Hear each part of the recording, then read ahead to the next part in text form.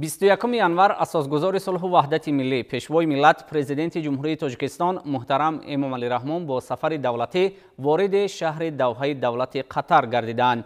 Дар фурудгоҳи байналмилалии Давҳа меҳмони олимақом президенти ҷумҳурии Тоҷикистон муҳтарам Эмомалӣ Раҳмонро бо эҳтирому самимияти хос вазири давлатӣ вазорати корҳои хориҷии Қатар доктор Муҳаммад ибни Солеҳ Ал-Хулайфӣ ва дигар шахсони расмӣ истиқбол гирифтанд.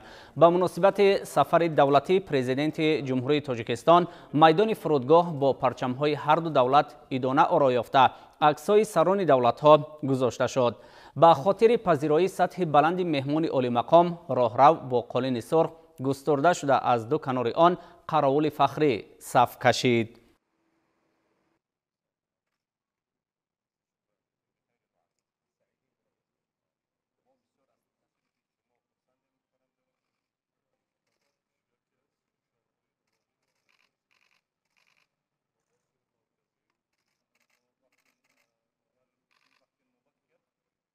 اخراج داشتن در منطقه آسای مرکزی با بنیاد نشریه بزرگی